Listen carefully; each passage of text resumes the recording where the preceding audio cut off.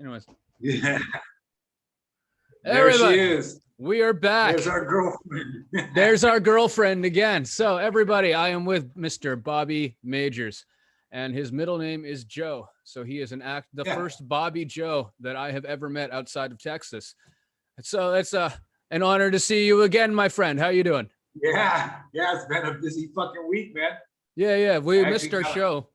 We missed our show last week. Well, yesterday because we were a little bit busy. What were you doing? Well, I have a Mac that I needed to get repaired, so I took care of that.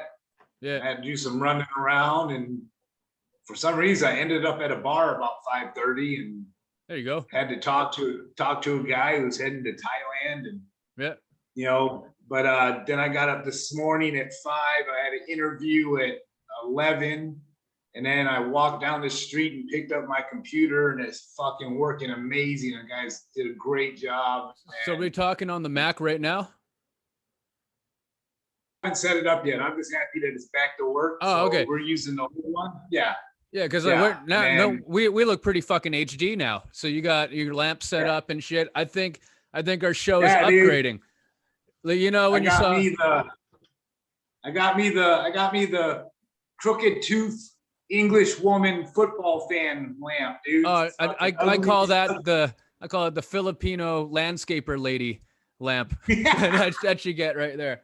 My cat is going through heat right now, everybody. So she's going to be fucking running around and being silly. But that's just how it's going to be. So speaking, the cats this one is especially like a lot of girlfriends I've had, which are extremely crazy, but loving at times. So we've all had those kind of things, and this episode is relationships. So I'll just get the ball rolling. My first relationship, real first relationship, which means we touched each other's private parts more than one time. That's my definition of deep, serious, long-lasting relationship. Was when I was 16 years old. I couldn't get girls before that, really, because I wasn't in a band. I wasn't one of the cool kids or anything like that at all. And I was just like the weird pothead guy when I was 14. So it really wasn't a great time for pussy back then. But then I got into a band and I met a chick and the things were okay. And I got the sluttiest girlfriend, the sluttiest Asian girl in my high school. And she was half Japanese, had these great big boobs and a great big ass and no stomach. It had the bombshell is what we call it, right? Right. And she was rad. She had fucked at least 30 guys by the age of 14.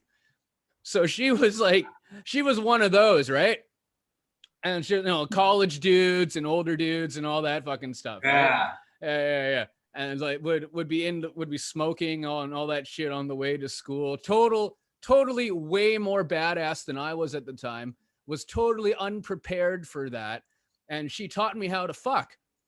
So, I consider that an incredibly deep thing, right? It's my first real girlfriend. Wasn't my first lay, but my first real girlfriend was a super slut. And like, a lot of them do that in high school and then they just get it out of their system. And then later on they have some children and they get married and they're totally straight, right? On that point, yeah. And I just want to say this, and I mean this honestly. When people say that they want to, as they get older, I'd want to marry a virgin. Like Cambodia, and that the woman being a virgin is a big deal for this to marry him off, Okay. But I think to myself, how much fun will that not be? Marry a virgin. Have you I'd ever rather have a girl. Never. I fucked one virgin and it was awful, dude. In Vietnam, actually. Yeah, it was really fucking terrible. Right? Like she was squirming in pain, and she wanted to do it, but she didn't really. Her pussy did not want to do it. So it was a very awkward situation. Like I had to brush my teeth before I licked her pussy. I had to fucking she would carry Purell and stuff. She would like disinfect everything and then put a condom on it, then disinfect the condom. It was was quite an experience. Yeah. So I'd take experienced women over inexperienced women.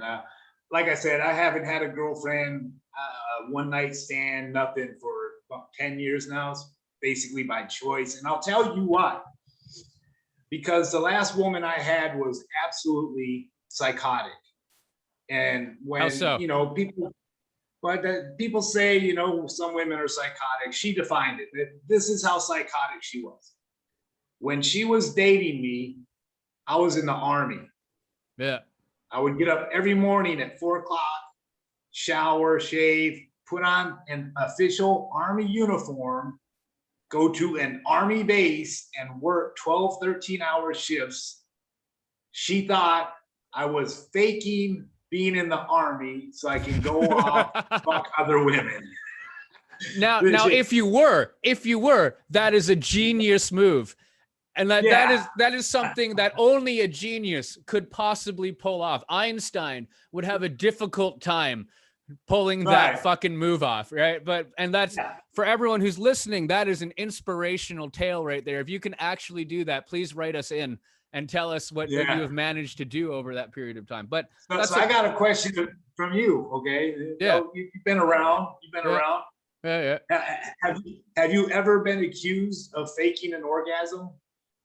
I have faked many orgasms because we were using the condom and I couldn't come and I was already drunk. And so my fake orgasm is, for a dude to fake an orgasm, it's easy. You just go fast. And then you go, oh, and you grunt, right? And like, that's it. And she can't tell, right? It's like some of them say they can feel it when you come inside of them and stuff. But if you got a condom on, I don't think they can feel it. Ladies, let us know if you can feel it when that happens. And a lot of the time I've already gotten my nut off one time. And it's the second go and I'm already kind of tired and I'm drunk and I just want to go to sleep at that point. So I have, but some of them have accused me of it and I've admitted it, being like, it's just not going to happen. It's the second time. And most of the time they're cool with it. No, the thing was the same woman who thinks I went through this great expense of pretending to be in the Army. We had sex 3 times in one day. Okay. And on the third time, I was empty, bro. Empty. Okay. And she went into the bathroom and did whatever, and she comes back out. She goes, "You faked your orgasm," and I did it. I didn't fake it. I never have. And I was like, "No." Like, we just had sex 3 times. I have nothing in me. She goes, "No, it was one of the biggest fights in the world." And to fight something like that, to me, was like just so brand new, because I've heard women will do it and they do it chronically, most of them do it just to get the guy off them, whatever. To me, when she said that, I just kind of said, is this real? Like, you're telling me that and so, but she was really bad. I mean, I would leave for work. I would get out the driveway and she would text me as I turned the corner and she'd be like, "Why haven't you called me all day today?" I've been gone like 20 seconds, bro. And how long were you with this woman? 7 weeks was about as long as what ended it was. What ended it was that we got really drunk one night. She didn't like the idea that me and my ex-wife and her husband have a working relationship together. And she affiliated the fact that I have a good relationship with my ex-wife because I have no reason to hate her, my ex-wife. So she affiliated that with we were still fucking, but she was married happily. She still is. And so she got drunk in her fucking bipolar nutty head. She started going off about, "You shouldn't be friends with your wife," and she fucking started poking me in the head really hard. See, poking you in the like this, like poking you in the head. Like, don't talk to her anymore, and I was like physically poking you in the head. Yeah, and so like an Italian grandmother. Yeah, but in the last episode, we covered it. I don't hit women. So that was my cue. I'm like, you got to turn the violence on me. Right. There's nothing I can do because if I touch you, I know you're the cop calling kind. I've heard it from your ex-boyfriends, you know. So well, even if you don't touch her, even if you don't fucking hit her, and she says you do, your ass goes to jail. At least back home. Yeah, that's how it goes. So I just packed my shit up and left, and she was so crazy. A month later, I was living in on base at Fort McCoy. A month later, she texts me, well, I haven't heard from you, so I guess we're broken up, huh? Like nice. Yeah. After a month, that's cool. Glad you figured that one out. I think for it to be a real relationship, you have to at least be sleeping, fucking, and eating together for at least 30 days consecutively. Because otherwise it's just kind of like dating, right? Where you're just like, you know, you see her like on the weekends or something like that, right? That's right.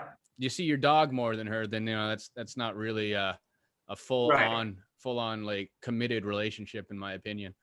But in regards to that, but afterwards, after you get through that month, you can fuck off for a while and come back and forth, and it's okay.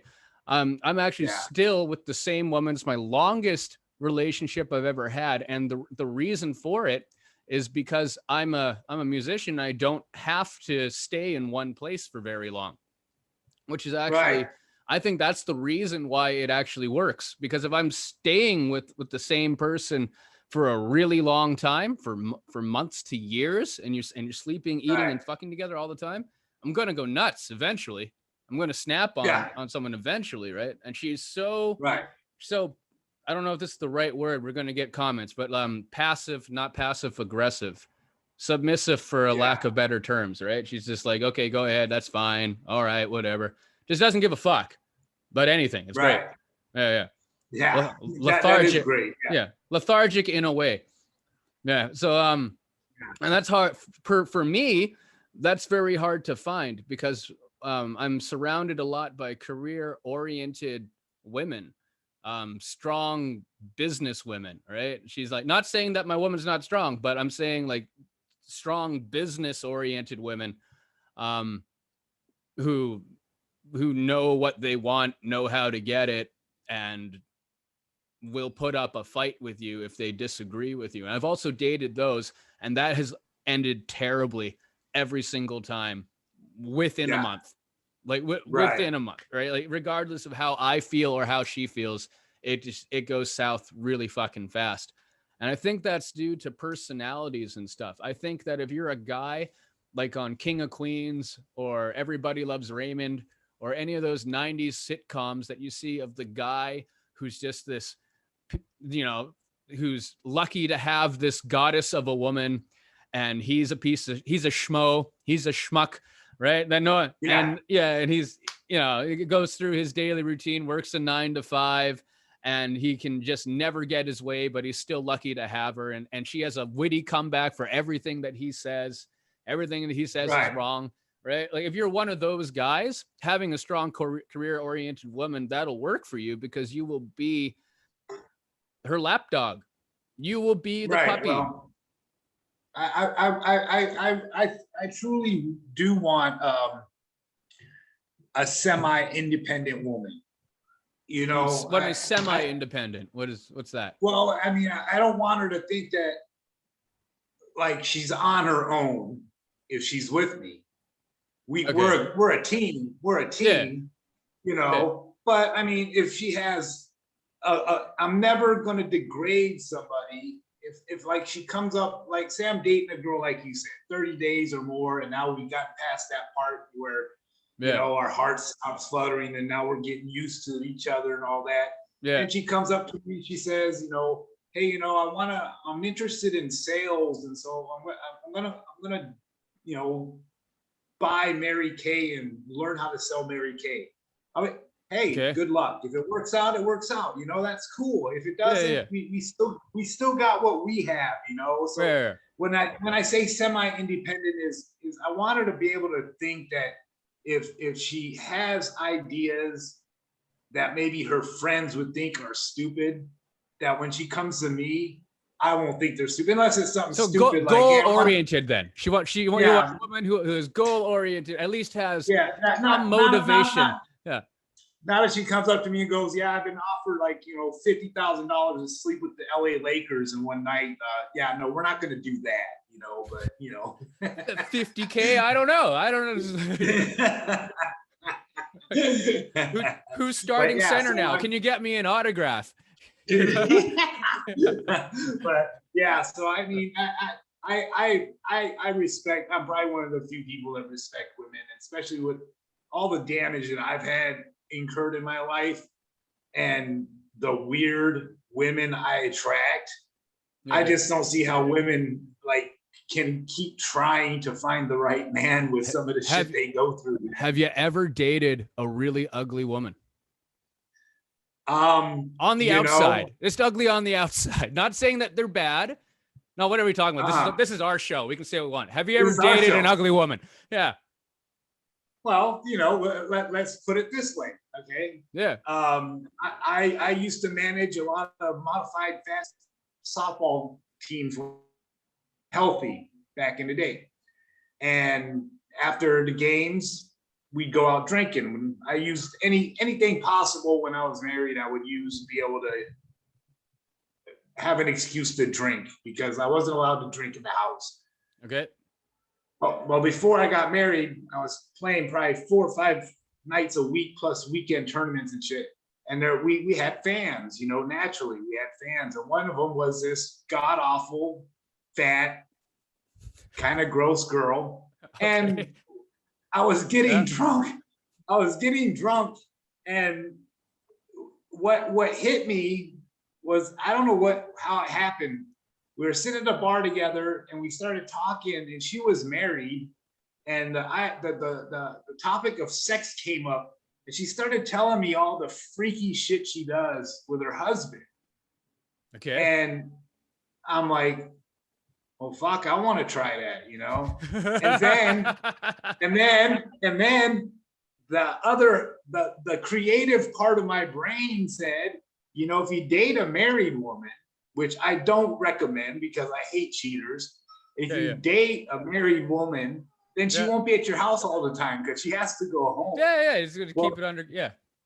Well, it turned out to be a double-edged sword.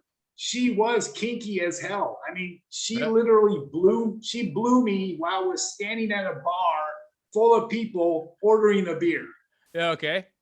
Cool. But sometimes at 3, 4 o'clock in the morning, I would open my window in my bedroom and she'd be sitting there in her car staring at my house. Oh no, she was a psychopath too then. Yeah. That's no good. What would she do? Would she like wave at you and shit? Be like, hey. She just sit there like doing that picture you sent me of Nicholson. She was doing that. Yeah. The one who flew over the cuckoo's nest look after he gets lobotomized. Yeah.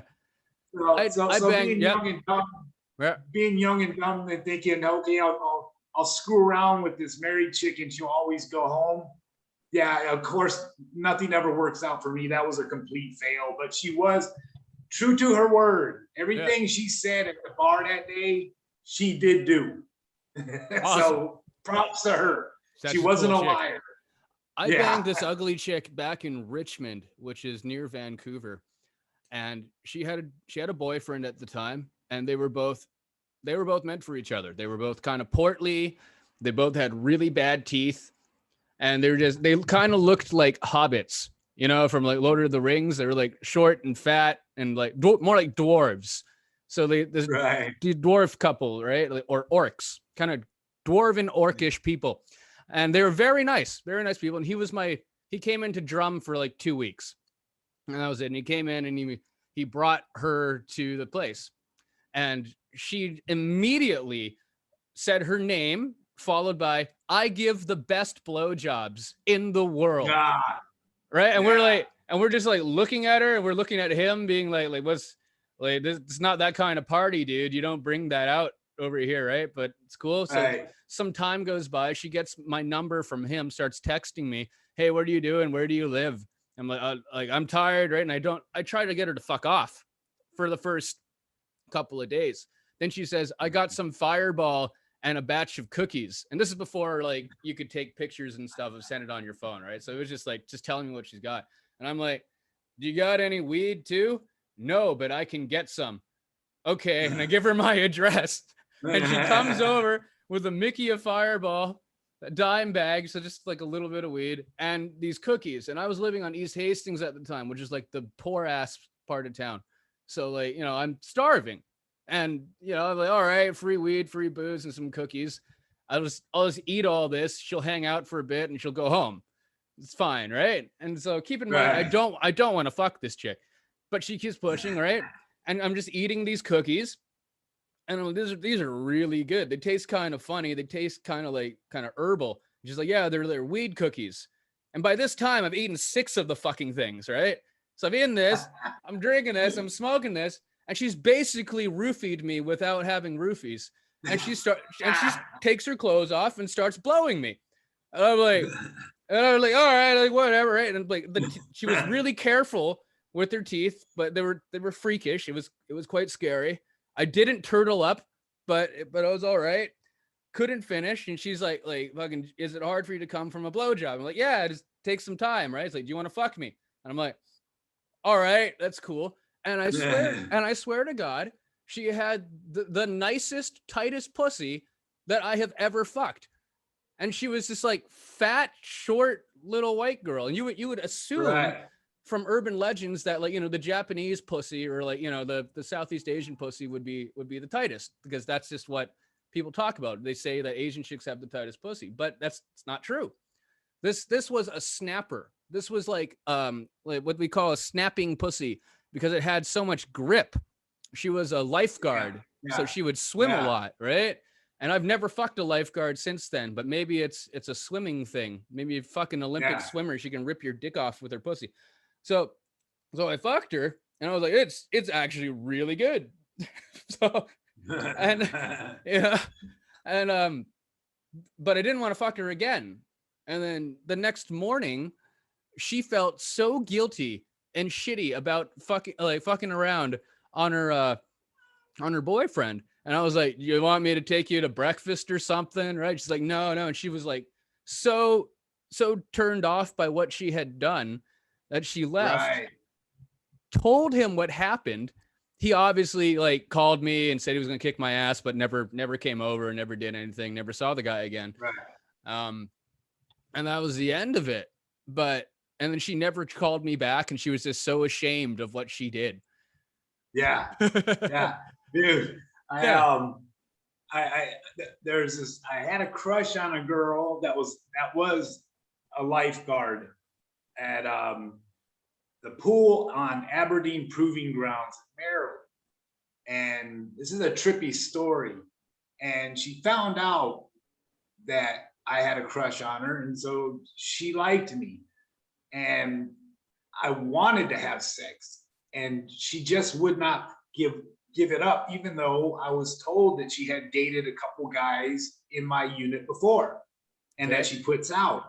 So we would hang out, and all this was going on, and then finally I was just like, okay, maybe she just wants to be friends, so fuck it, you know, I'll let it go. And like 3 weeks later, she bones another guy in my unit. And I walked up to her and I'm like, I don't get it. We hung out for 2 weeks and we were making out and all this, and you wouldn't put out for me, and then you turn around and like right away bone another guy. She had crabs when she was dating me. Oh, dude. Yeah, she said, and she told me that. She goes, I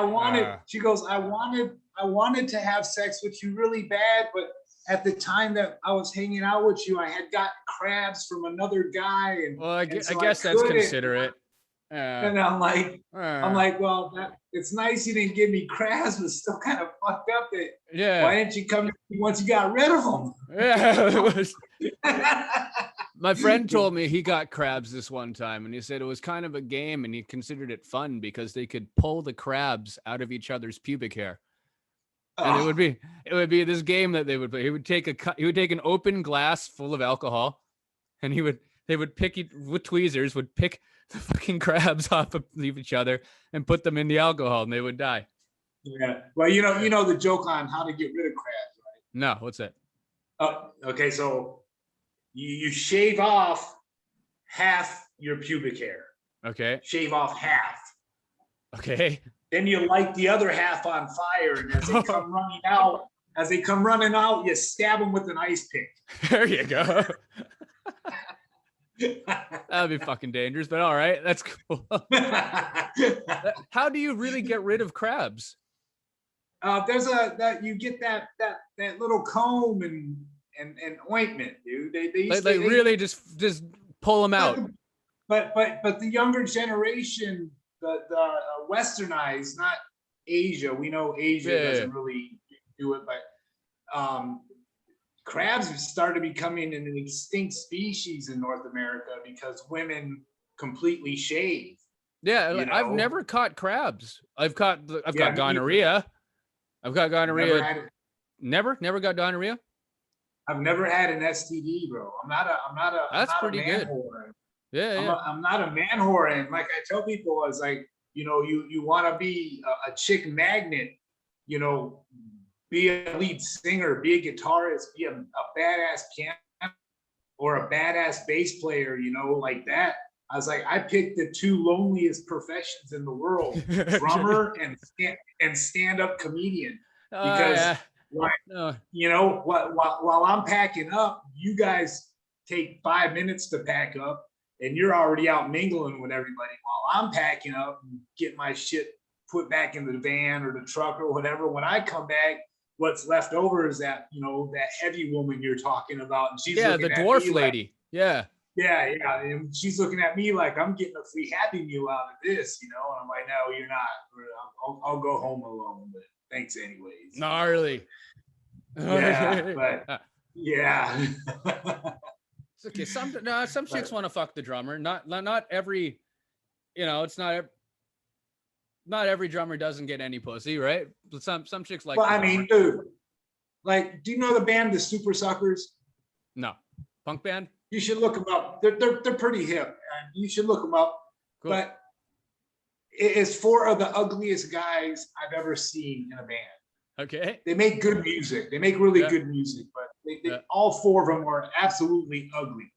Okay. And they're getting laid. They're getting laid every night. So it's possible. But I'm just what my thing. I like socializing people, and I like drinking.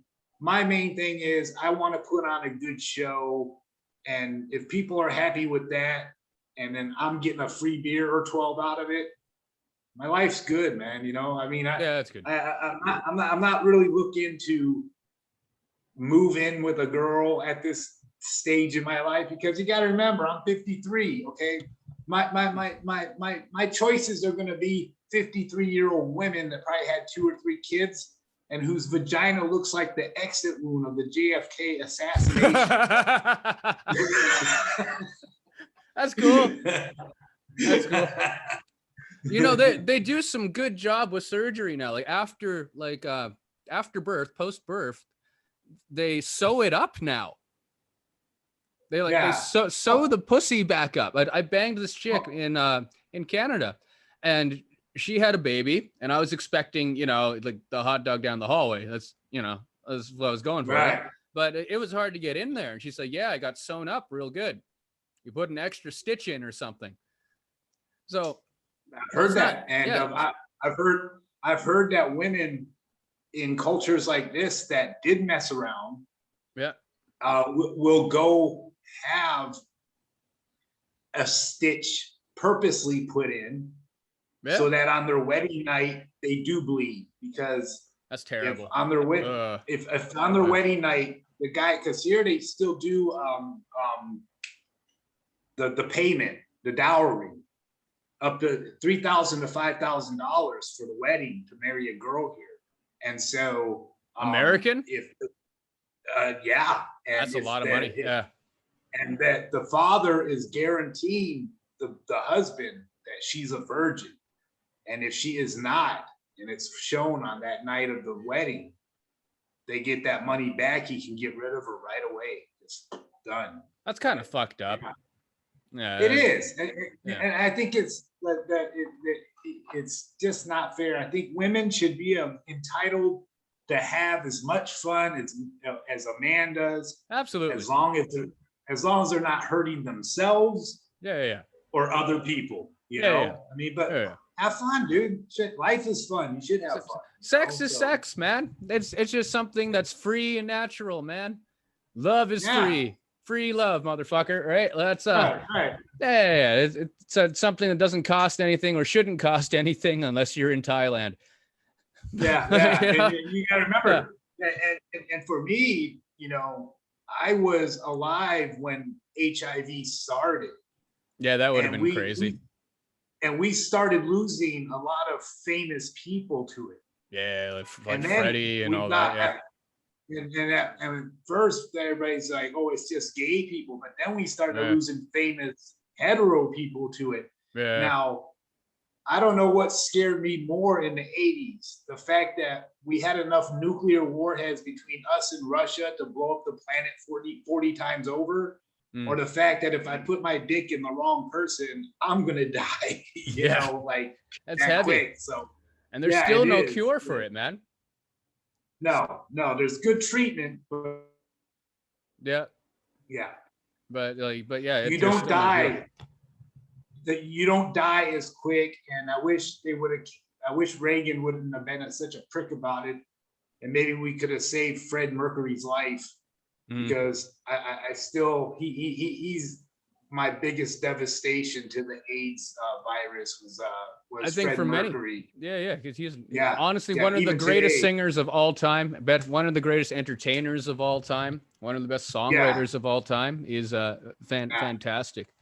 My theory. Whenever I watch that Live Aid show, I watch it by once or twice a month, and I just sit there and watch it, and dude, I start crying. I'm like, I wonder what he would be like right now. Probably just as amazing, you know. Probably. Now, Brian May is an astrophysicist. He actually has a degree in physics, which is absolutely crazy. My theory, because I've seen so many interviews from Brian May, is of the last 10 years of Brian May, at least, right?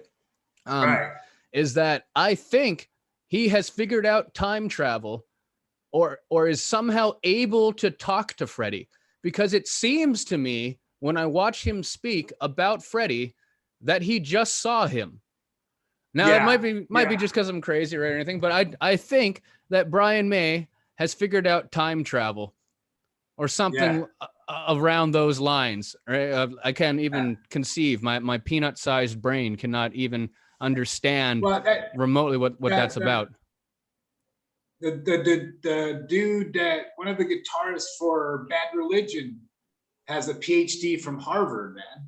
You know, and like it's some kind of like he's atheist, so I think it's on the evolution, you know, shit like that. But he's got a PhD, you know. The singer from The Offspring is a doctor.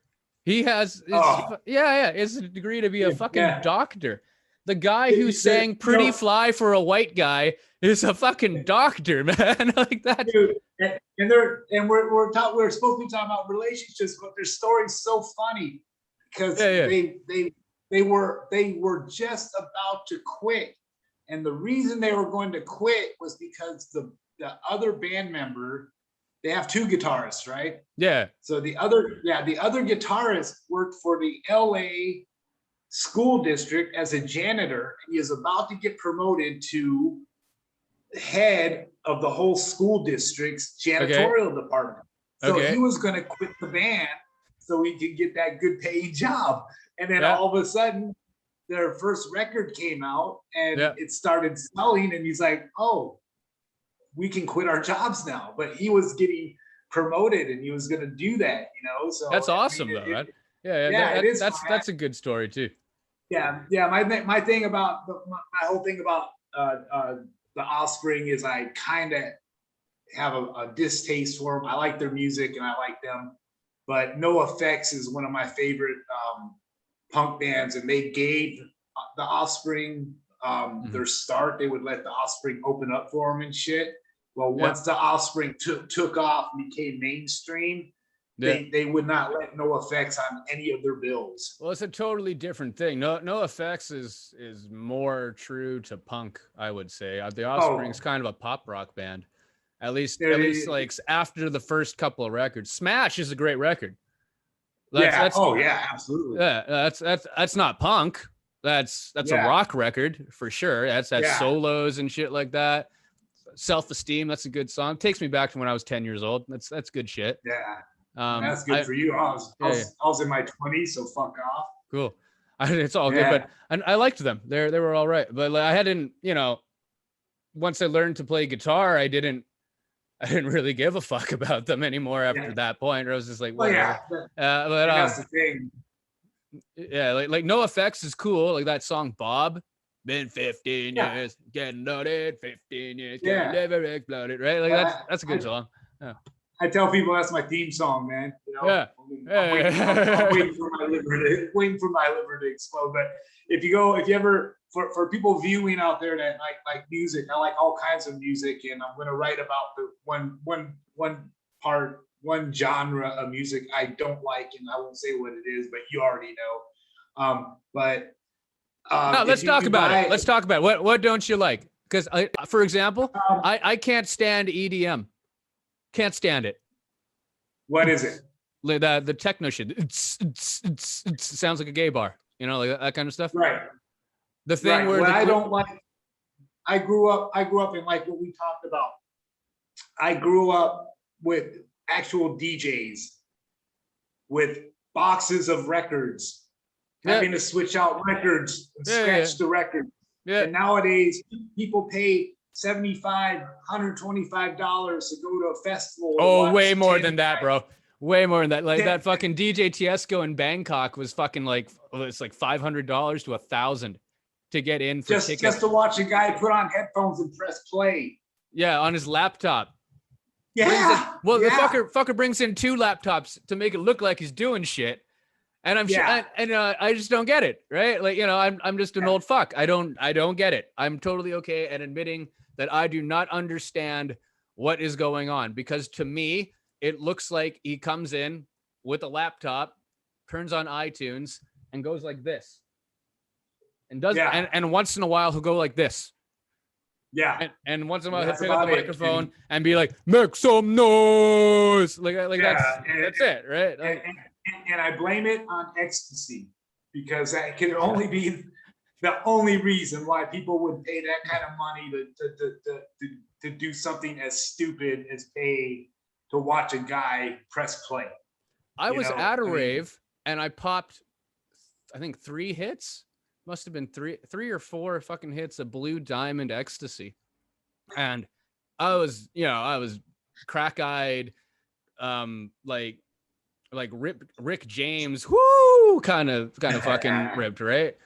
Like Little Richard ripped, right? Like good golly, Miss Molly kind of ripped. And I went to this, I was at the fucking rave, and it sounds like 90s modem sounds mixed with fax machines and Star Wars sound effects. Like bloom, bloom, bloom, bloom, bloom, bloom. Yeah. Right. And I did not enjoy myself at all. It was actually, it was too much for me. Like, even when girls were grinding their butt against my dick, I was just like, this is too much right now for me, right? Like this, where's the song? What is this, right? Anytime I hear music at all, whether it's like a Michael Bublé thing in Walmart and I'm grocery shopping, or if it's like a concert, or I'm in a car listening to the radio or whatever, my brain will start to analyze things immediately. I've been doing it since I was a kid, right? I've been playing piano and shit since I was a kid. So I'll hear something and just start being like, oh, what? That's kind of cool, right? I'm hearing different melodies. I'm hearing this and this, right? And like, I'm not going to consciously think about what is happening, but subconsciously I'm trying to understand what's going on so I can play with it or play it. Right. And when that EDM shit happens, my brain just kind of goes like, this is fucked up, man. This is not what usually happens. Like, what you got to get out of here, man. Like, same thing happens actually with Christmas music. Actually, yeah. So the two things, number 2 is EDM music that pisses me off. that I don't like. And number one, the number one most disgusting thing on the face of the earth that makes me honestly feel violently ill is Christmas music. Oh, yeah. You know when you're playing a video game and he goes like, the little dude goes underwater, there's an underwater level and you're on a timer and you have to get out of the fucking place within 3 minutes. Otherwise your guy drowns. That's how I feel when I'm in a mall and Christmas music is on. It's like, I got to get in. I got to get the fuck out as soon as fucking possible here. Right. And the worst one, right? Like it's fucking Michael Bublé Christmas special. That's pretty fucking bad. But the worst one that they always play in Canada is the fucking Rod Stewart Christmas special. It is. Oh goodness. It is awful, man. Like, I don't know if this is a true story or not. Keep in mind, we're supposed to be talking about relationships, but I guess we'll do this. It's just something that segues into this. Rod Stewart in the 80s was taken to the hospital. And this is what several musicians have told me. And he had to have his stomach pumped. Urban legend. Yeah, had to have his stomach pumped. And they pumped out a gallon of human semen out of his stomach. It is a story that has been around as long as I've been around. So it must be true. John. Yeah. So it's got to be as revisiting our favorite place, Saigon. So I'm in Saigon, of course. If I get the chance to talk about music, I'm going to talk about music, and I'm sitting there talking to these guys about music, and they're like, well, who's your favorite singer? And I was like, of course, Freddie Mercury is top three. I have other favorite singers. Lou Rawls will always be my most favorite singer. Also, he's a nice guy. He walks around by himself after gigs and he'll talk to you and hang out with you. He's a really nice guy. But anyhow, so I said Freddie Mercury, and this British guy goes on, that fucking faggot, fuck that faggot, just went on and on and on. And I'm like, okay. I was like, so dude, so you from Britain, we're talking about British bands, some of the greatest guys. I'm like, well, you're from Britain, who's your favorite British musician? Dude went, oh, I love Elton John. And I literally, I literally looked at everyone around me. I'm like, he's fucking with me, right? And they're like, what? He's fucking with me, right? I'm like, dude, who's your favorite singer out of UK? He goes, oh, Elton John. I love him. I'm like, do you know? He's like, know what? I'm like, so you're not Elton John? He wore Donald Duck suit on stage, bro. I mean, no, that was the least gay thing that Elton John has done on stage, man. No, I respect the fuck out of Elton John. I think he's a fantastic musician. He's been consistent his whole life, man. Yeah. He's made hits his whole life, just like the thing Billy Joel. Billy Joel has made music his whole life, and he's stayed consistent, man. Yeah, exactly, man. Like I love that stuff. Elton, I don't think wrote any of the big hits. I think that was a collaboration between the lyricist guy, and Elton would write the music and then sing it afterwards and make the whole thing there. But Elton as a performer and a musician, fucking you can't say shit about him. Yeah. He's a great my number two most hated music, where I literally want to break people's noses, is death metal. And the musicians are talented as all get out. The drummers are insane. They're fun to watch. But it depends. It depends, man. But I always ask the fans of that shit. I'm like, okay, so he's growling, and I really don't know what he's saying. Like, am I supposed to be entertained? Am I supposed to be scared? I mean, what is this? And I seen Cannibal Corpse. They opened up for Pantera. So I seen Cannibal Corpse. That's fun though. That was the beginning of it. Yeah. Yeah, watching the drummer and the speed that the guitar players could play at was great. But the guy dude, they say they have lyrics. Is he really saying anything, dude? Come on. Yeah, I don't know. Yeah, I really don't know, man. Yeah. So who's your? So I'll be honest. If you're honest, Yeah.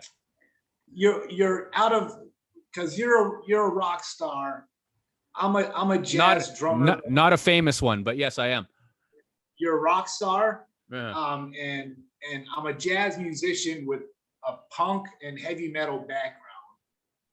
Okay. What band would no one expect you to like? What band is your guilty pleasure? Like on days where you're just like, dude, I work out to the Will Smith mixtape on my YouTube. Fucking A, man. See, that's what I'm talking about. Oh, dude, right? I got no shame at all. It's not even a guilty pleasure. I just do that. I'm like, Wild Wild West. No. Right. Well, I told you before. Get jiggy with it. Right? Yeah. What's yours? I told you before, and you laughed at me, and then everybody laughs at me, and I laugh at myself too.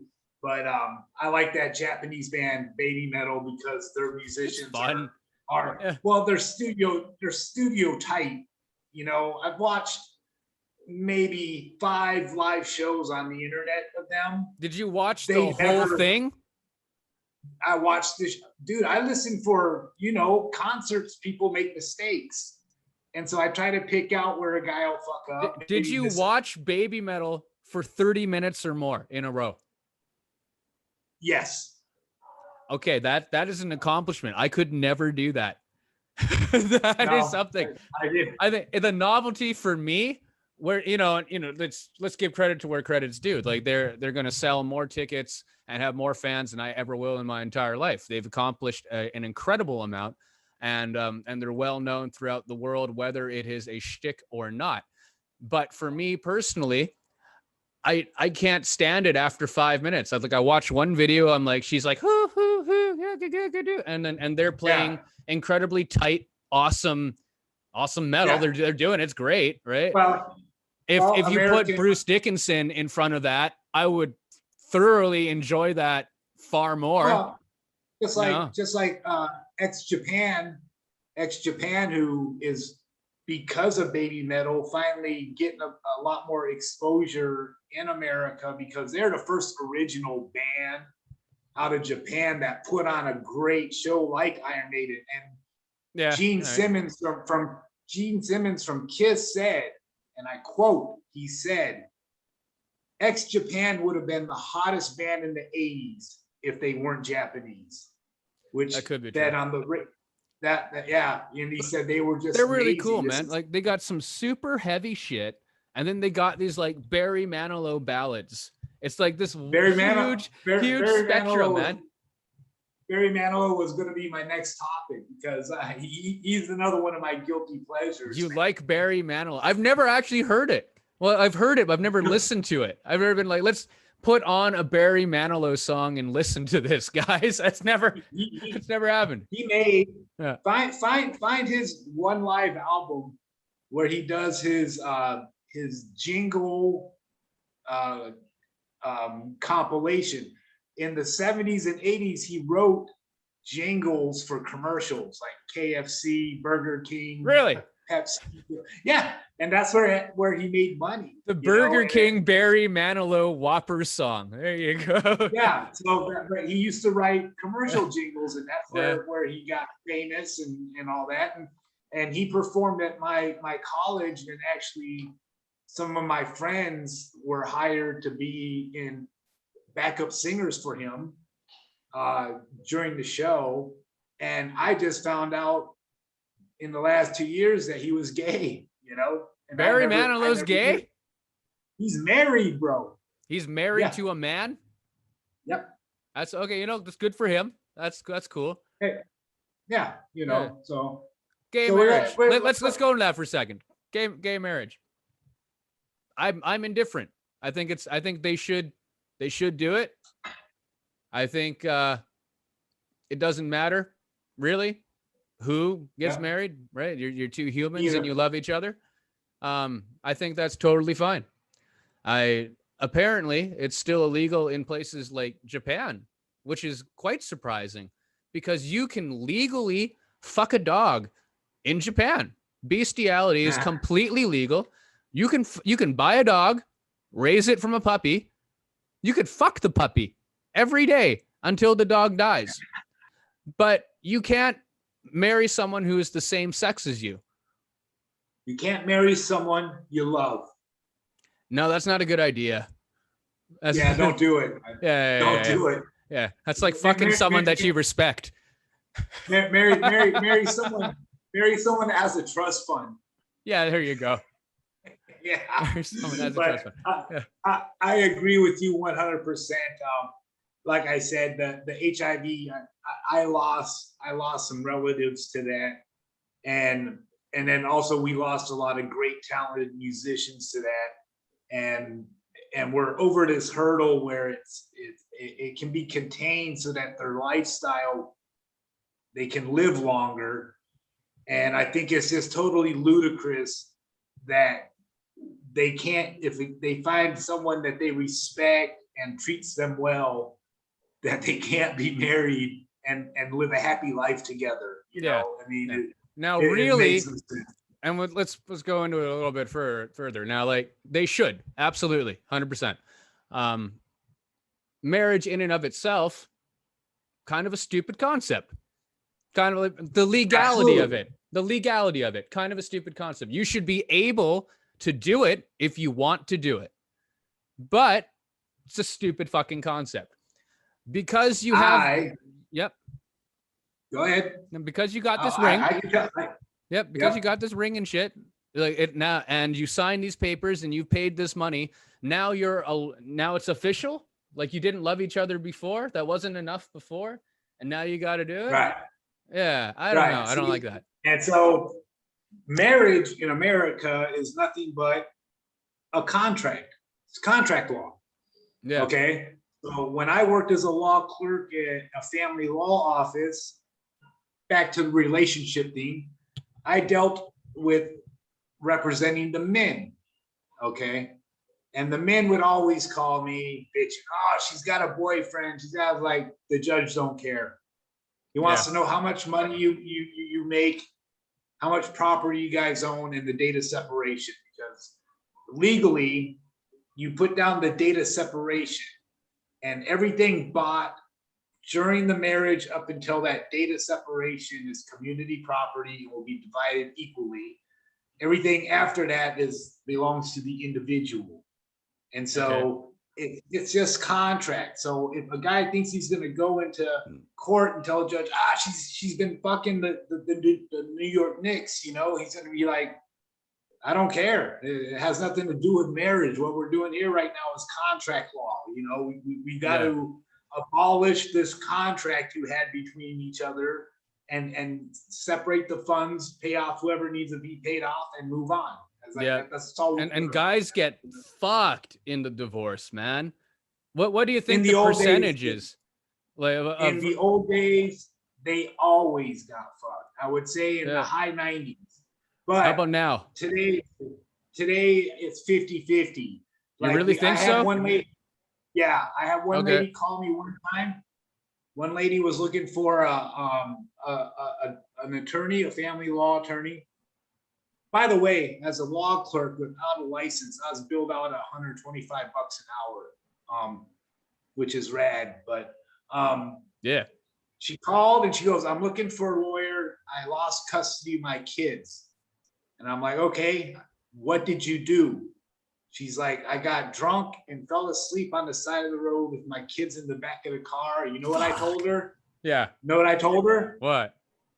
I gave her the most honest legal advice possible. Yeah. You'll never see your kids again. Your husband gets them. Yeah. 100%. I was like, don't even call us because you'll be wasting your money. You lost. That is the dumbest thing you can do. Like I said, women will win most, probably 50, 60% of the time if they're not prostitutes, drug dealers, or do something stupid like get drunk and fall asleep in their car with their kids in the backseat. Yeah, there's extreme examples for sure. But that was the worst. But I'll tell you about my first love. And this was when I was 16. Okay, shoot. And she was 17, and she was a musician too. She was a killer piano player and xylophone player in band, and I didn't know she liked me. It was just a weird thing. And at that time, I was getting abused by my parents, but also puberty was kicking in. So a lot of weird shit going on in my head. Like Yeah. I wanted to fuck anything that stood still for 3 seconds. Of course. You know? Yeah. So one day she comes over, she borrowed some guy's truck. She comes over, picks me up in my house. I didn't know she knew where I lived because she lived in the rich part of town. I lived in the poor part. And she's like, just come for a ride with me. And I'm like, all right, cool. And she's like, I just want to tell you I love you. And I'm looking at her like, huh? You know, I'm stupid. I'm like, huh? And she goes, I don't know if I love you like as a friend or I love you, whatever. So it's whatever. Well, puberty, bro. I'm like, oh, a girl likes me. Okay. I'm going to have a place. I have a place to put my dick. So of course. I fell for my hormones and all that took over, and I fell for her. Yeah, well, did everything you could to be able to do it. Right. Around the corner was this guy. He's an author now. We had a lot of really, really cool people come out of my poor neighborhood. Really, like 2 authors, some hardcore decorated veterans, all kinds of shit. But he hated me. He loved hating me. To this day, I still don't know why, but he hated me. It's fun. And his life was about ruining my life. And so everybody thought me and this girl were dating because we were always together. Yeah. Well, turns out we weren't. And this is how I found out. Tony, I remember his name, Tony, comes to my door, and in our neighborhood, they had parks where they would put on live shows for local artists. And in our neighborhood, the band was called Opal, and the drummer was a good friend of mine. And there was a party going on out of the park, and he came and got me, and he's like, hey, let's go to this party. And I'm looking at him like, you want to take me somewhere? You hate me? He's like, come on, man, let's just go. I'm like, all right, cool, man. So we go to this party, and we're walking around, and I'm like, dude, I was like, it's like, I like the drummer, he's my friend. I was like, but I hate this band. You know, they're like Duran. Yeah. They're like Duran. You're supporting the buddy, but hating the band. Yeah. We've all been there. Yeah. He's like, no. He's like, we're not here for the band. I'm like, what? We keep walking. Pretty soon, we get to the middle of the park. There's a blanket laid out. And this girl that apparently loves me is making out with this other dude. Oh, sucks, he's like, dude. I wanted to show you that. A cunt. He starts laughing. He goes, do you want to ride home now? And I'm like, you motherfucker. Yeah, what a fucking asshole. Third night that I was in Vietnam. And so, okay, well, let's go back to the beginning. So first night I get to Vietnam, right off the plane, I got driven to the hotel. After that, we went to the vice prime minister's birthday party or whatever his party was, right? They come to sit me down. I'm a guest of honor. They sit me with the hookers. And the guy says, you can just pick whatever one you want. I say, I want all of them, just jokingly, because I didn't know they were all hookers. And they were all speaking Vietnamese. No, like one guy spoke English, and that was the manager guy who got me there. And one guy who was my bass player pretended that he spoke English. So he would just go like this and just smile and nod his head at anything that I said. Didn't speak a fucking word. So we go play. I get super drunk. They gave me rats. I ate rats and sucked the brains out. Apparently, that's a big thing. I wake up the next day, I'm covered in puke and Vietnamese women, and it was fantastic. Then another day goes by. Third day, I'm like, well, now I want like a regular chick. I want like a normal one. Let's just see what that's all about. I get on Badoo, which is one of their dating apps, and I find one. And she comes over that night, which never happens in Canada. Never. To be able to do online dating and shit like that. So she pops over, and we watched some shitty movie thing on my phone. I got an iPhone 6. Like it's pretty small. It's bigger than most cell phones, but that's what we watched it on. And then we fucked. And then the next day I had to go to Joe's. You know Joe's, the resort up in Moyne. Yeah. And I decided I'm going to take her with me. Why the heck not? You want to come with me? Yeah, sure. So she comes with me. And again, this would never happen in Canada unless she's a complete fucking psychopath. So that Right. happened. We went to Joe's. Everything was fine. Stayed in the nice hotel. Fucked her in the nice hotel because Joe helps you out and either lets you stay on the premises and gives you your own cabana for the time that you're Right. there, or he sets you up in the nice hotel that's across the street. So we got put into across the street because it was high season. Lots of people were there. It was good. And finished that. She still has a good time. My acoustic show sucks, I think, but she was okay with it. And then we went like your buddy, the Johnny guy, Johnny Sock. You guys got a good acoustic show because that's what he does. Yeah. That's his thing. My thing's 3-piece rock band, and taking that and turning that into an acoustic show is fucking weird. So like, you know, went and did that, but everyone was happy. I still got paid. Things were fine. To this day, I still do those, and I don't know how the fuck anyone decides to pay me at the end of that, but they do.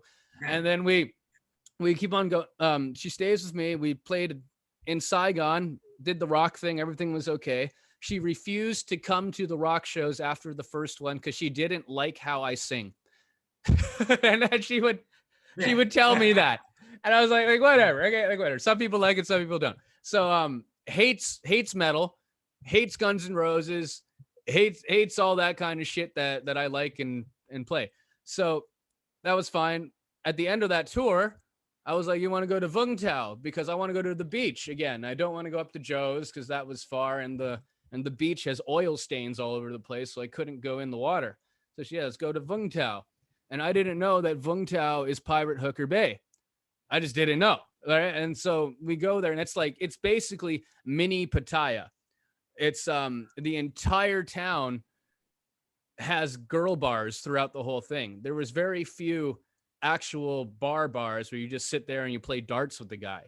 It's right. It was just like they're hitting you up for cash for sex. Okay, so let's it's a good topic. Yeah. Explain to people that might watch this the types of girl bars in Vietnam. Because there's I think two different types. Well, to me, there's the one where they're hitting you up for cash right up front, and it looks like a girl bar. And then the other ones, it doesn't look like a girl bar, but it is a girl bar. Yeah. How about you? But what I know is there's two types.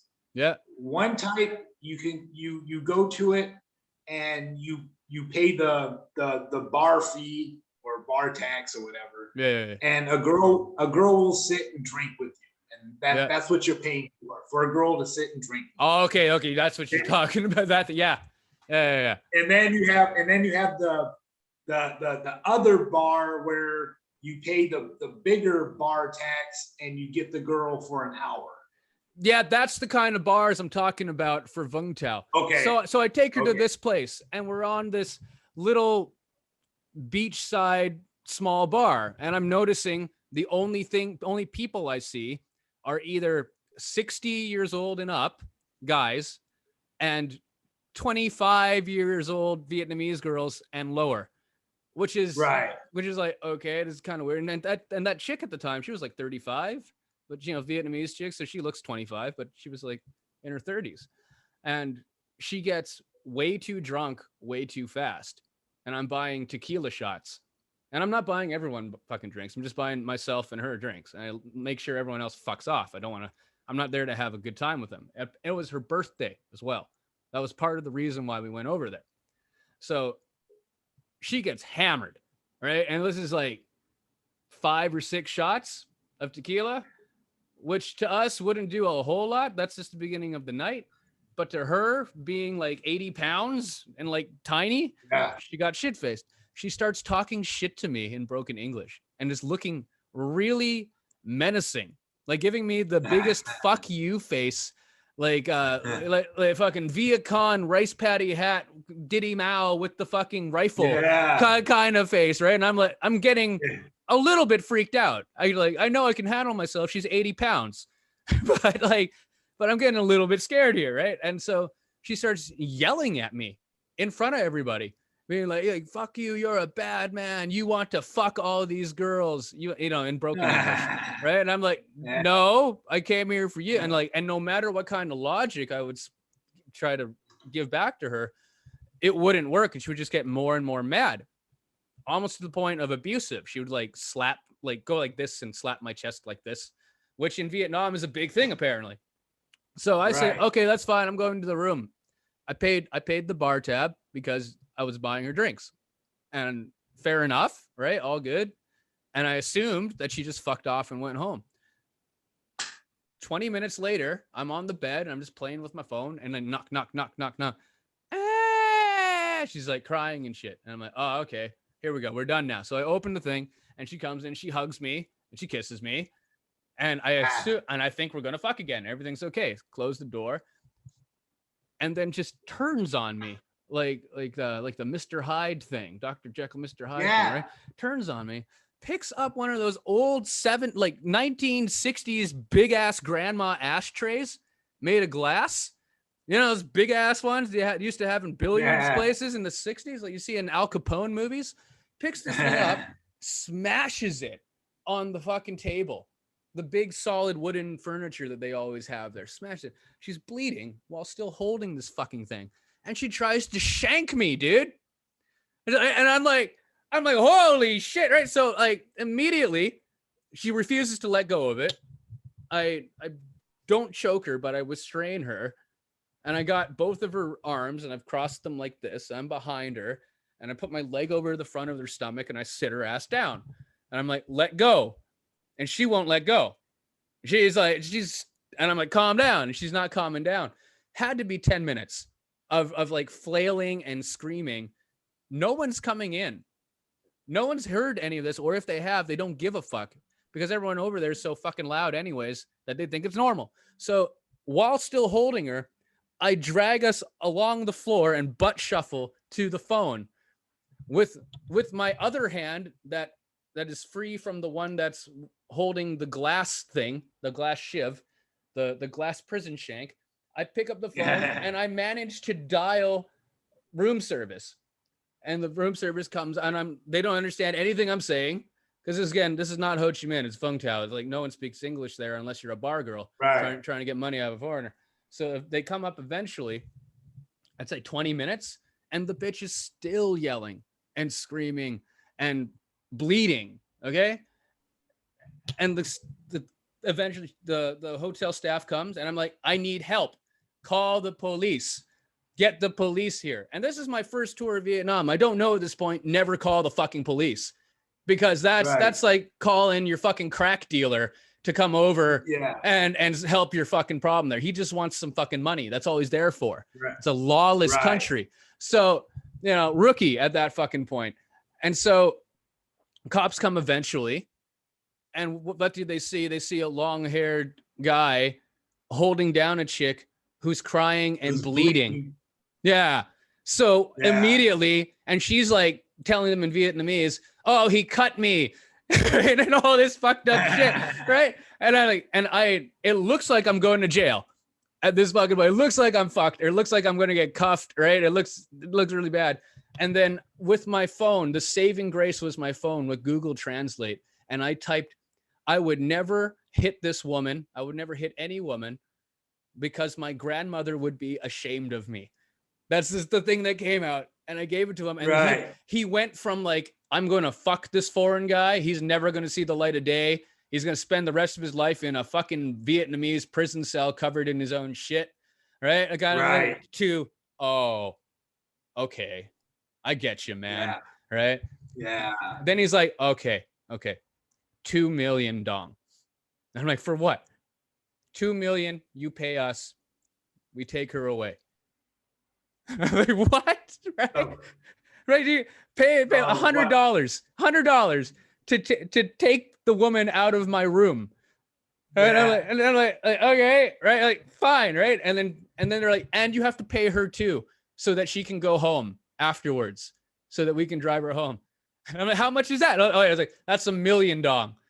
For her to take the, all right, so 3 million dong, $150 to get her out of my room. I'm like, and still rookie, right? Normally you just leave in Vietnam. If it would happen today, I would just go, but find a different place. But I said, okay. And I paid them. So they're happy now. She's got $1 million dong in her fucking pocket. I've paid for her drinks and she's happy. Everything's fine. Right. And then they take her away. Yeah. Yeah. They take her away. I'm staying in the same room. I close it. I'm like, all right, I need to go get another drink now. This is fucked up. So I go find another bar, find a different girl. Everything's okay. I said, and I wanted to do this one right. I'll be like, I'll call you tomorrow. I go back to my fucking room. It's only been 2 hours, and she comes back, the crazy bitch. So the cops drove her to the end of town, or maybe not even the end of town, and she walked back. And then and apparently she got there before, and I wasn't in the room, and I didn't hear her. And then I'm hearing knock, knock, knock, and she starts puking her guts out and I had no idea, like so much puke in the front of the door. And still I'm inside that I'm seeing it creak out like it's the Thing, where it's like coming out and shit all over. And again, I'm like, I call room service, same fucking process happens. They call the cops, and I'm like, I'm not fucking paying you this time. Just take her the fuck out of here. They take her out. I go to a different room upstairs, and they didn't even escort her out of the fucking town this time. She comes back and apparently was walking around from hallway to hallway, floor to floor, looking for me. And crying and screaming and shit. And they put me in this empty part of the hotel where you had to go through a different fire escape to get to. So for our few viewers who are watching it, and a shout out to your friend, that watches in the ward. What's up, guys? Thank you very much for watching this. Yeah. The last thing you want to do is get police involved in Vietnam and Cambodia. They just, there's ways, like literally in Cambodia, if someone does something to me, there's a police chief that lives on my floor. There you go. He tells me, to us, that's nothing. That's not a crime. But what you can do is, he's like, I can get you a number of a guy, and you give him $50, and he'll go find the guy that messed with you and fuck him up for you. Because here, if a white guy beats up a white guy, or a black guy and a white guy get in a fight, foreigners fight, the cops don't care. All right. But if you touch a Khmer, even if it's the Khmer's fault, I'm going to jail. So the police chief told me. And I bet they know that too. Yeah. He's like, you don't have to go through me. I'll give you the number of people that do that shit on the side. Yeah. And there'll be a Khmer guy, and he'll go beat him up for you. But Nam is similar. Nam is similar, but they pay off. Yeah. People pay off druggies, like tweakers and shit, right? And they're like, fuck, you pay him $1 million, $50, and he'll find the guy, if he finds the guy, and fuck him up. Or kill him. Right? Like that's well, you gotta be specific of what you want. Yeah, don't kill nobody. I don't want that. Well, sometimes it happens, right? That's there's a guy here that owes me $200 and he thinks he got away with it. And he didn't. And word's out now. I blocked them all on all social media, but I unblock them once in a while, and I tell them I'm leaving soon. Once I'm on that, and I tell them, and once I'm on that plane, the guy I paid is coming for you. Yeah. And I'll be out of the country, and so I can imagine the shock in their eye or in their head to think, fuck, this guy's gonna leave. We screwed him over, and they're fucked. To be honest, it's all bullshit. He's not gonna watch it. Yeah, exactly. Yeah. My favorite one that I've heard, and I'm not gonna say who said this or where it was or anything, or if it did not happen, but some guy owed another guy money, and that guy went to the guy who owed him money, and he said, all right, look, you're going to pay me back now, or I'm going to come back with 2 guys. And those 2 guys, you're going to also pay for beating the fuck out of you every day. So they're going to cost $500 each, $1,000 to kick the shit out of you every single fucking day until they get their money. So That was the most fucking G thing I fucking heard. Yeah. No, I'll tell you the cool ass kicking story I saw. Yeah. I stayed in the hostel. It's called Bolivian Hostel. Do you know where Sancho's taco shop is on Bolivian? Yeah, of course. Yeah. So I lived in the alley around the corner from that little seafood place that sold fresh crab and all that. Yeah. I lived around there, and I lived there for like 2 months, and I got to know the owner really well. Like the owner, he was from North Vietnam, really liked me. He liked me to the point where I would be sitting outside smoking a cigarette and drinking a beer, and he'd be like, Bobby, I'll be right back. And he'd just leave. And people would be showing up to check in, and they're like, where's the owner? And I'm just like looking around like, have a seat. He'll be back. Yeah. I don't know where he went. It's your spot now. So anyhow, there's this British guy and this girl he met while he was traveling, and they were not going to pay their bill. I picked up on this. They were staying in the same dorm as me, and I didn't tell the owner. Not smart in Vietnam to do that. Yeah. I told some. Oh no, this is the great story. Oh yeah, shoot. So I told some friends of mine, one of them in South Africa who lived in the same dorm. I was like, dude, they're like slowly packing their shit up and leaving, and then coming back and hanging out and taking more shit out. Okay, well they made one mistake. Where they were storing their stuff before they were going to leave was at another hostel I stayed at, which happened to be the brother-in-law of the guy that owned the hostel I was staying at. No shit. And so the brother-in-law calls my friend, and he goes, yeah, these guys are bringing their bags over here, and they say they're leaving tomorrow on the bus. They pay their bill. And he's like, no. And so he asked me, Bobby, what do you see? I was like, dude, half their shit's gone. Like pretty much all their stuff's gone. And he's like, okay, cool. So me, this German girl, and the South African is middle of the day. We're outside drinking beer. I love that hostel. It was a great place. Drinking beer, smoking cigarettes. The guy told the brother-in-law at the other hostel, lock their bags up, don't give it to them until they pay me.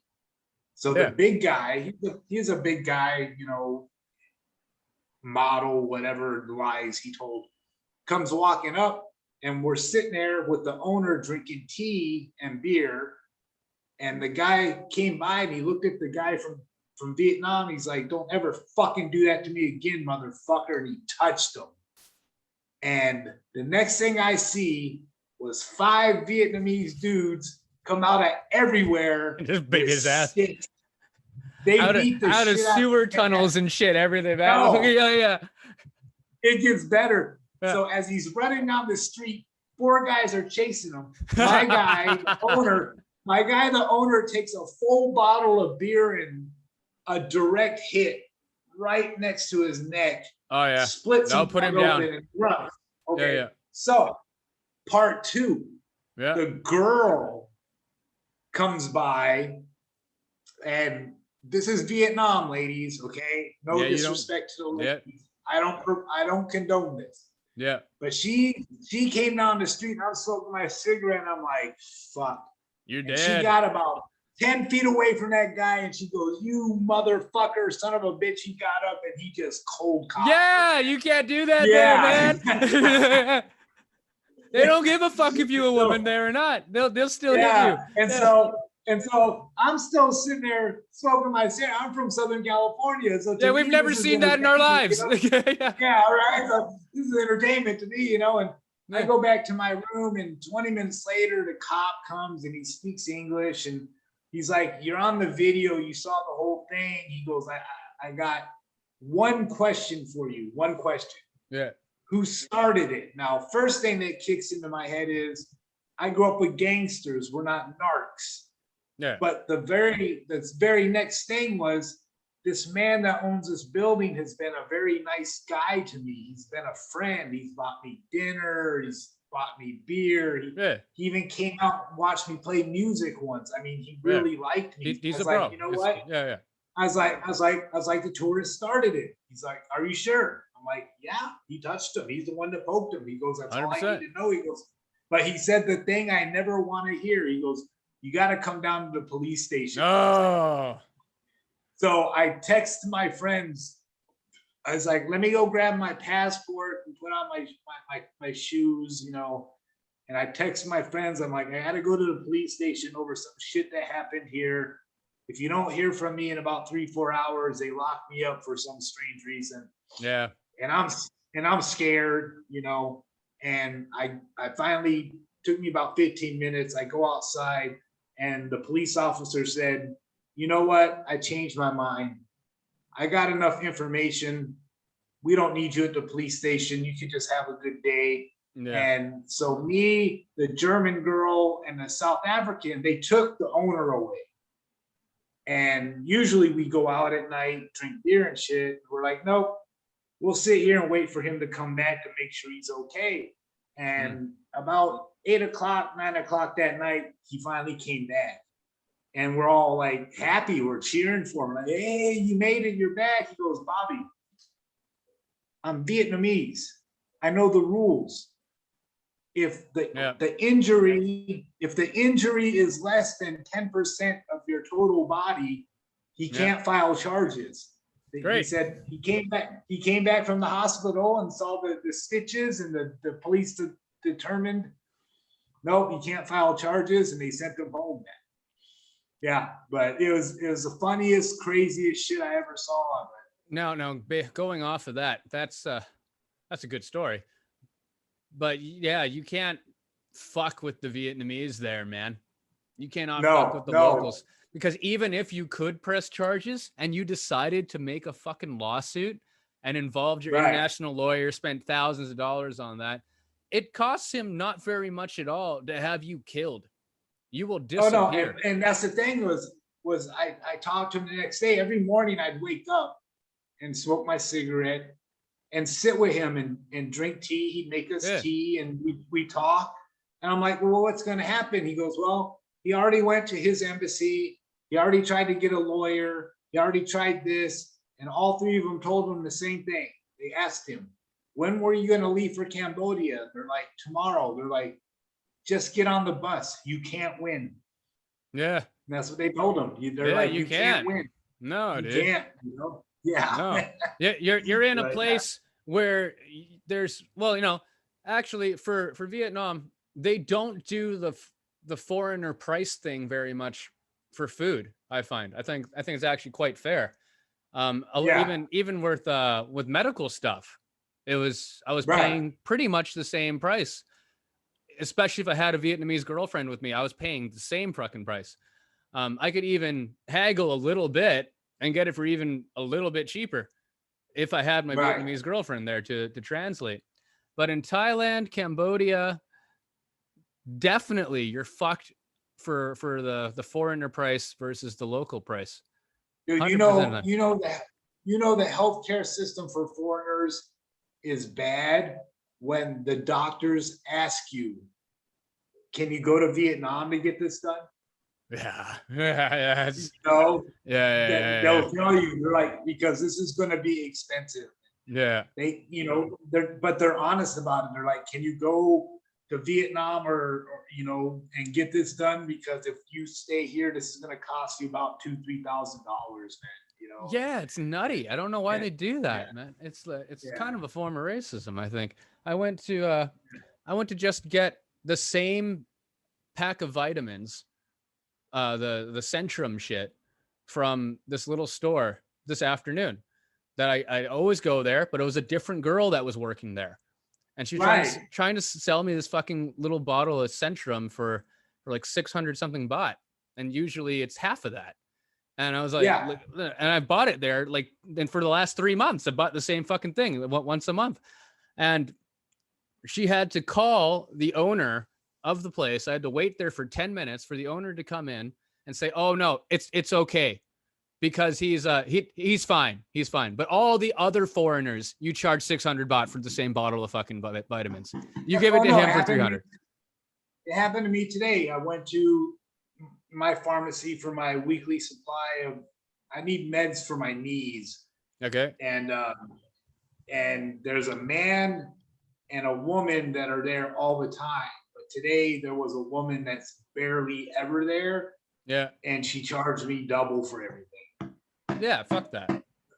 Yeah, but yeah, so, but you know, double was $10, you know. Yeah, so but it's a matter of principle. Not it is economics. A matter of principle. Yeah. I go there. I've been going over there now for a year. They should know who I am and what I want, you know, and I should get the same price every time. So, it's not like you're haggling for a cheaper price with the little noodle lady who makes $5 a day. You're fucking in a fucking store for meds, a pharmacy. Right. Yeah. You shouldn't be fucking around with that. That's ridiculous, man. Yeah. So, but yeah, so I got, like I said, and I'll let it pass. I'll make more money on the first, and I got enough for the next week and a half, and I'm good. So you're really gonna go to Nam? Yeah. Is the next destination Nam? I told the guy that I bought a ticket for Korea, and that kind of bummed him out. And he's like, why are you going to Korea? And I was like, well, I have a musician friend there. She's a singer, and she wants me to come play drums for her. And there's no music playing right now here, so I got to play music. And he goes, yeah, but you're in Phnom Penh. If we get this all approved within the next, 3 to 6 weeks, we can throw you on a bus from Phnom Penh and have you in fucking Ho Chi Minh City. He goes, we pay for the bus, the quarantine, the work visa. Oh, there you go. That's pretty good. Card. There you go. Yeah, and then I think the salary somewhere around $1,200 a month. Whatever. Whatever. And they say it's like a second tier school. Still don't care. Don't care. This gets you in, man. They said you work 21 hours a week. You get 2 days off during the weekday, so I could work my music career around that. And I don't care. So it's easy there, man. You can book a show in a day there. You just walk into the place. The fucker doesn't even want you to do audition or give him a demo tape. He's just like, all right, when are you gonna come and play? Can you sing in English? Can you do that? Right, and then that's it. Yeah. Yeah. So I'm hoping. He said 72 hours. He's gonna send me info on what the pay is. And he said, he was honest. He's like, look, if you look at reviews right now, a lot of our teachers are complaining because of pay. And the reason they're complaining is because all the schools are shut down. And Vietnam, if it's a government sanctioned school, the government handles the pay. And so because there's kids not in school, they're not getting paid their full paycheck at once. They're getting it like at 30% in the middle, or at the first, 30% in the middle, and then the rest at the end. Yeah, it's kind of weird. It's out of their control. And I was like, and I told him, like, you know what, bro? I don't care. I make money whether I work or not. I want to get back to Ho Chi Minh City. It's my favorite city, man. And I told him about you, all my friends that we play music and all that shit. And I'm like, I want to get there. And I told him, I'm like, look, if you give me an offer, I'll cancel that Korea trip. And I'll just sit in Phnom Penh until they'll let me in, And he goes, I'll throw you on a bus to get you here. So we might be sitting there until October, man. It was supposed to be August, but probably October is what people were saying. Yeah, he said he was hoping August or September. And they're also thinking about fully vaccinated people only doing 7 days of quarantine now. Yeah, that's great. Because right now it's 21. Yeah. 21, man. It's ridiculous. Plus 7 days isolation at your hotel. Yeah, so it's like that's $3,000 just off of that. Doing the quarantine hotel for 21 days, and there's $3,000. That's an expensive trip. Anyways, though, bro, I think that's a good episode. Right on. All right, let's stuff in there. Yeah. I don't really edit this footage. I do a very little bit. I make a title screen and I move a little bit of stuff out, and like that's about it. Yeah, cool. Yeah. Yeah, my friends like it, and the biggest compliment was my son yesterday. He said, I'm glad you're back out there doing things, you know, on YouTube and the blog and all that. He goes, because you're always happier when you're entertaining people. And I'm like, yeah, that's just a thing I've always liked doing, you know. And so my son's pretty happy, and he says he won't watch the shows because it makes him miss me more. But you know, all right. He read the blog, and he said that was funny. He's like, I wasn't expecting the ending. He goes, I thought the ending was gonna be it was you and your friends that stole everything.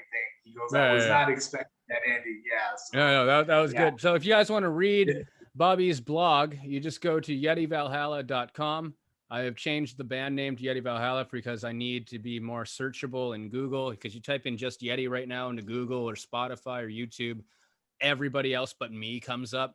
And that's a really bad thing for branding and being able to be visible on the internet. So that's what happened. But that's a different thing. That's a whole different story. So if you want to check that out, please visit yetivalhalla.com. There's no www. I don't know why. Maybe I fucked up with the name thing right there. And you can always subscribe and comment and press like on these videos to support us. And you can see we're slowly getting better. Our setups are a little bit better. You know, maybe if I can get into Vietnam too and see my woman and set up a nice place, then Bobby can come over and we can set up having our show in the same place like Joe Rogan, and we can have something like and this we going. We could do a live stream where people can comment.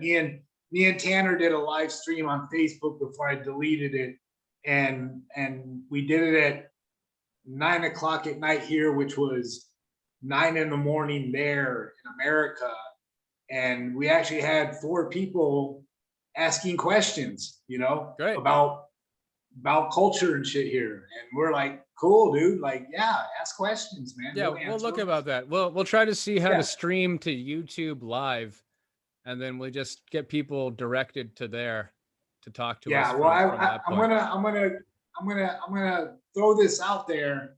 Any artists out there, I need a logo for me as Bobby Joe, the comedian, drummer, veteran, like everything. I need something that encompasses who I am. Yeah. But here's the thing. If people submit drawn out original logos to your website, Yeti Official, I want to see them on your website, you know, on your YouTube channel. Mm-hmm. We can have a vote, and the winner, I will pay $100 for the rights to a logo that represents me, and I will give you the credit. So that's a pretty good contest. Let's do put that out there. Yeah, let's put that on Facebook and Instagram as well. I think people would definitely bite at that. So put that out there, all the artists out there in Spain and all your fans all around the world. Yeah, $100 USD, right? $100 USD. I will find a way to get it to you. The winner, we can have a vote and whatever else, and $100 for a logo that depicts me as who I am to you, listening to all my bullshit. I'm looking for a pen right now. I want to submit one just for fun, but I don't have one. It was going to be really funny. I was going to draw a big dick. Write Bob on it. So there we go. So we can start doing a contest, and I promise, I never break my promises. So I promise the winner, no matter where you are at in the world, I will give you $100 for a logo. Excellent. Great. Okay. Everybody, thank you very much. We'll see you next time. Yeah, man. Talk to you later, man. And I'm gonna finish off a bunch of beers and drop some Ambien and get some sleep. Fucking A.